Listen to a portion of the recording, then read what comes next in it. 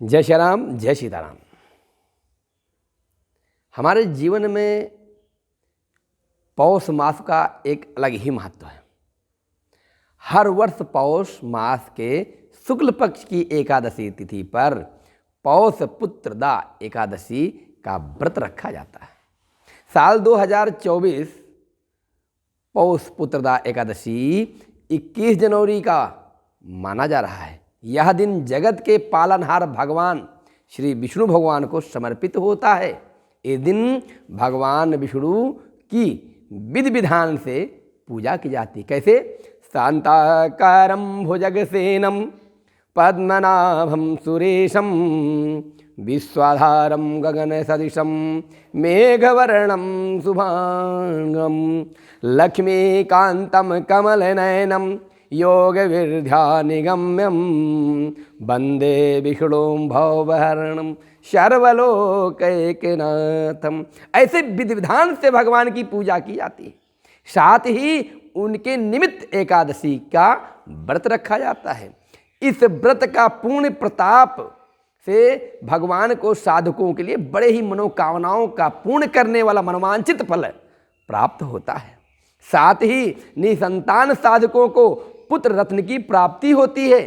अतः साधक श्रद्धा भाव से भगवान विष्णु और माँ लक्ष्मी की पूजा करते हैं। आइए पौष पुत्रदा एकादशी की तिथि, शुभ मुहूर्त एवं पूजा विधि जानते हैं।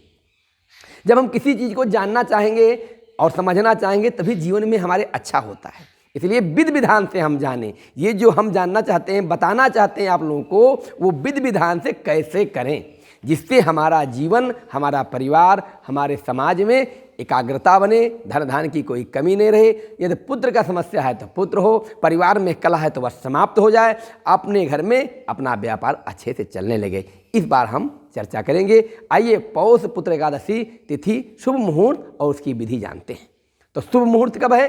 पंचांग के अनुसार पौष मास के शुक्ल पक्ष की एकादशी तिथि 20 जनवरी को संध्या का 7:26 से शुरू होगी और अगले दिन यानी 21 जनवरी को संध्या काल से में 7:26 पर समाप्त होगी।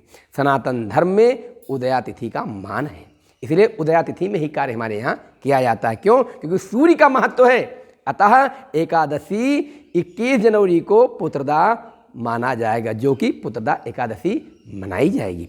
साधक जो भी साधना ध्यान रखने वाले, परमात्मा के प्रति में विश्वास रखने वाले, वो 22 जनवरी को सुबह 7:14 से लेकर 9:21 के मध्य पूजा पाठ कर पारण कर सकते हैं।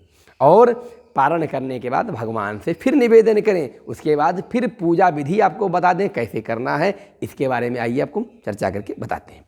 तो साधक पौष पुत्रदा एकादशी तिथि पर ब्रह्म मेला में उठकर सबसे पहले भगवान विष्णु को प्रणाम करें और दैनिक कार्यों से निवृत्त होने के बाद गंगा जल युक्त पानी से स्नान ध्यान करें। इस समय आचमन करें और व्रत संकल्प ले हाथ में लेकर ओम विष्णुवे नमः, ओम विष्णुवे नमः, ओम विष्णुवे नमः और पीले रंग का नवीन वस्त्र धारण करें। और अब सबसे पहले भगवान भास्कर यानी सूर्य भगवान को अर्घ्य दें या जल चढ़ाएं, जैसा आपके यहाँ माना जाता हो। इसके पश्चात पंचोपचार विधि से भगवान का विधि विधान से विष्णु भगवान का हम पूजन करें और माँ लक्ष्मी का भी पूजन करें। भगवान विष्णु को पीला रंग अति प्रिय माना गया है, अतः पीले रंग का फूल और पीले रंग की मिष्ठान अर्पित करें। साथ में हो सके तो चना भेज दें रात्रि में और उस चने को भी ले लें, क्योंकि उसका दाल निकाल लीजिए। छीलने के बाद में दाल भी भगवान नारायण को बहुत प्रिय है, साथ में गुड़ भी बहुत प्रिय है, तो दाल निकाल लें। और उसके बाद में भगवान को मिष्ठान चढ़ाने के भोग लगाने के बाद पूजा के समय विष्णु चालीसा का पाठ करें और अंत में आरती कर सुख समृद्धि पुत्र प्राप्ति की कामना भी कर सकते हैं। कारण ये है, चंदन पीला होना चाहिए विधि विधान से लगा करके, और आरती जब करोगे, हाथ जोड़कर निवेदन करोगे, तो जिसके संतान नहीं होगा उसको संतान भी प्राप्त होगा। धन की वृद्धि की कामना करें, धन प्राप्त होगा। और उस दिन उपवास रखें, संध्या काल में भी आरती करना चाहिए और फलाहार करें। एकादशी तिथि पर जागरण करने का विधान है, अतः रात्रि में कम से कम 1 प्रहार तथा विष्णु जी को जो भी हमें ध्यान अवश्य करना चाहिए। कैसे ध्यान रखना है? बड़े भाव से। हमारे यहाँ वेदों में लिखा है कि सहस्र शीर सह पुरखा सहस्र राक्षा सहस्र पाद स भूमि स्मृत्वात तीर्थ दशांगुलम माँ। इस तरह भगवान का, नारायण का ध्यान करते हुए, और भगवान हमारे घर में विराजमान हो, भगवान साथ में चरणों की सेवा करते हुए माता लक्ष्मी जी शेष सैया मने सेज मने जो भगवान का सर्प है वो उनके ऊपर, जिसे शेष भगवान कहते हैं, वो भगवान के पास उसी पर लेटे हुए क्षीर सागर में विराजमान है, माता लक्ष्मी जी हैं। ऐसे भाव से दर्शन करते हुए ध्यान लगाएगा जो साधक, उसकी सारी मनोकामनाएं भगवान नारायण माता लक्ष्मी पूर्ण कर देती हैं। इसलिए एकादशी विधि विधान से करना चाहिए। अतः एक बात और ध्यान है, अंत में रात्रि में कम से कम 1 बार विष्णु का, बार बार नहीं, एक ही बार नहीं, 1000 बार ध्यान करो। और अगले दिन स्नान ध्यान करने के बाद में, भगवान का ध्यान करने के बाद में उनका फिर पूजन करें और विधान से प्रणाम करें।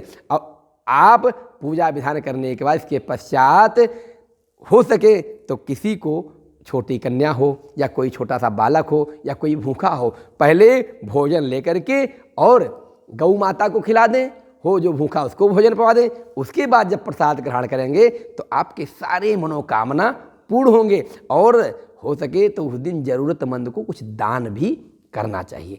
करें, आपकी सारी मनोकामना पूर्ण होगी। लक्ष्मी नारायण भगवान आपको सदैव कृपा बरसाते रहें। महालक्ष्मी च विद्महे विष्णु पत्ने च धीमहि तन्नो लक्ष्मी प्रचोदयात्। ऐसे ही आप कर्म दिन धान से परिपूर्ण रहे, आपका भंडार भरा रहे। भगवान का विधि विधान से करेंगे, कल्याण जरूर होगा। जय सीताराम, जय श्री राम।